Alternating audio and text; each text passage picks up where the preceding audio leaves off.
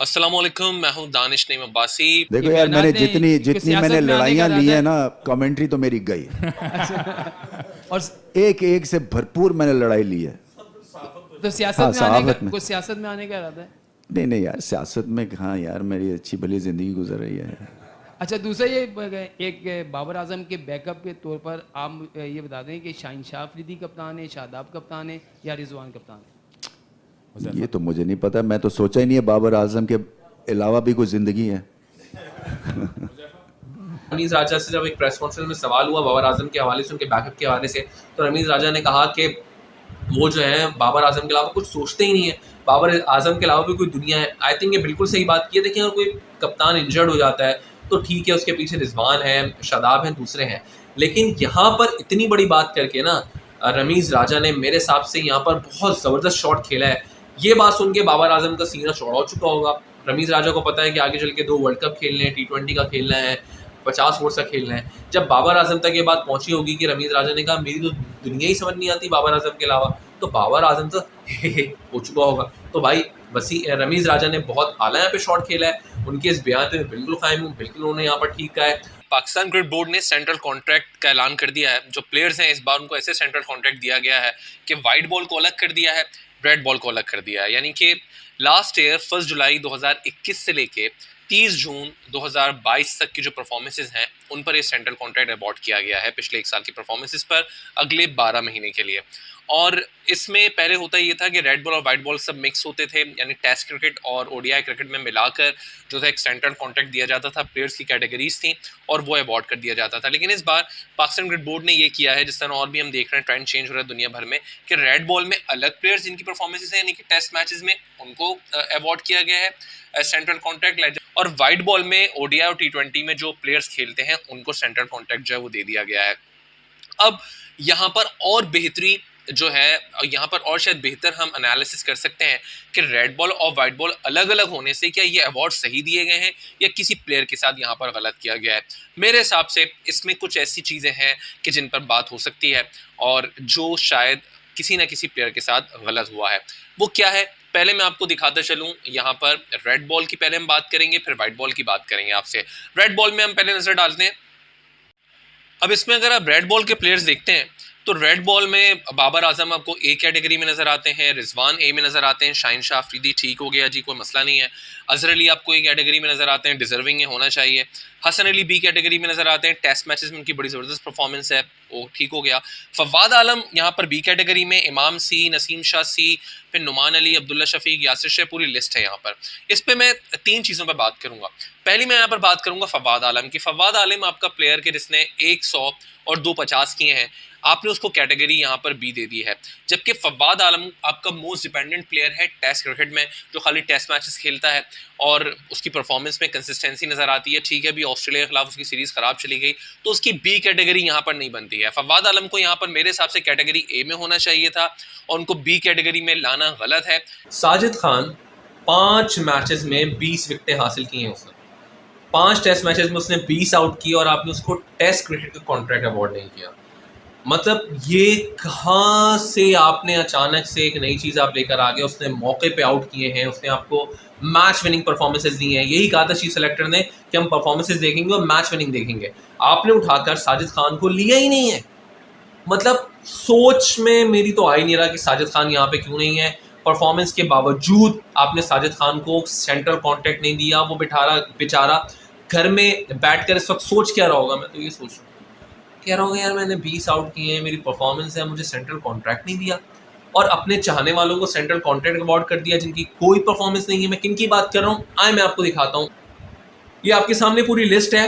अब इसमें जहाँ जहाँ मसले हैं ना, पहले मैं आपको बताता हूँ। पहले मैं बात करूँगा फ़खर जमान की और इमाम की। फ़खर जमान जिनको ए दिया है, इमाम जिनको भी दिया है। इमाम की कंसिस्टेंट परफॉर्मेंस नज़र आती है, हर टीम के खिलाफ वो रन्स कर रहा है, आपने उसको उठा के कैटेगरी बी दे दी है।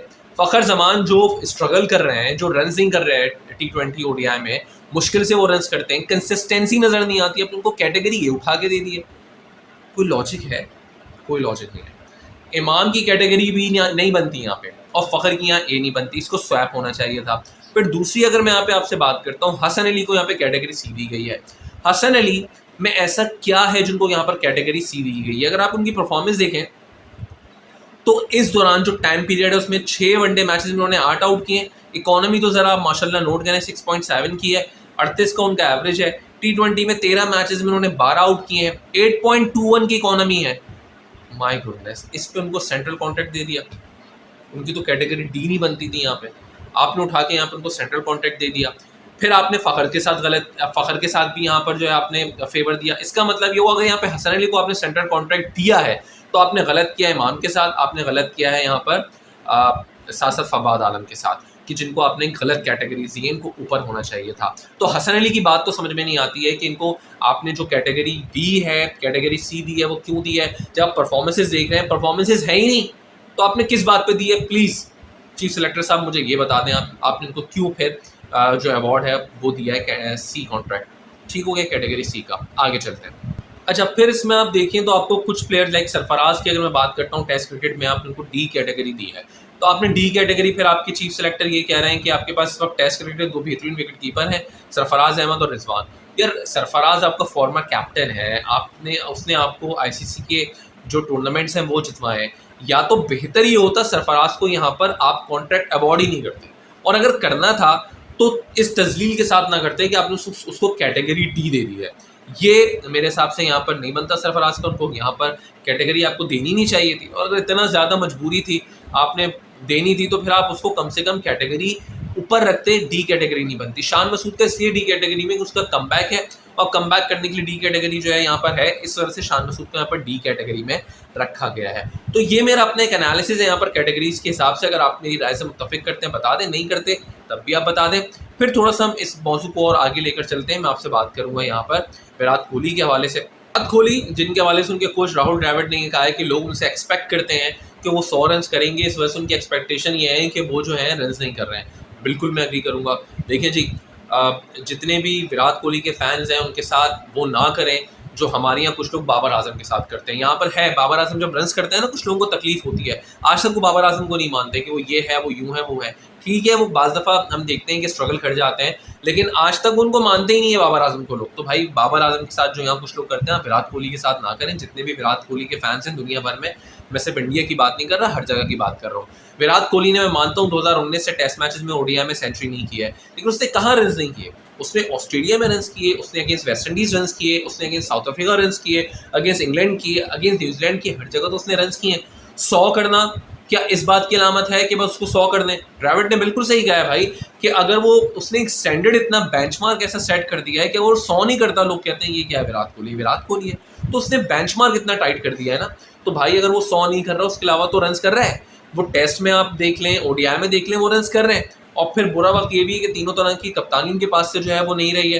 तो I think Virat Kohli deserve करता है कि जिस तरह से वो रन्स कर रहे हैं वो ठीक है। 100 नहीं कर पा रहे हैं, इसका मतलब ये नहीं है कि विराट कोहली की क्रिकेट खत्म हो गई, लोग बात कर रहे हैं। तो भाई विराट कोहली के साथ वो ना करें जो इनफैक्ट ग्रेट प्लेयर के साथ नहीं किया जाता है। ग्रेट प्लेयर के साथ जो किया जाता है, विराट कोहली वो डिजर्व करता है।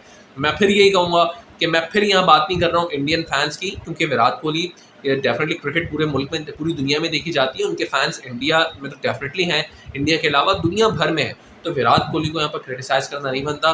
द्रविड़ ने बिल्कुल सही बात की, और बिल्कुल अपने जो यहाँ पर विराट कोहली को सही उठाया है। और आई थिंक ये तमाम तो छोटी छोटी चीज़ें थी जिनको मैंने डिस्कस की। आपसे फिर मुलाकात होगी। टेक केयर, अल्लाह हाफ़िज़।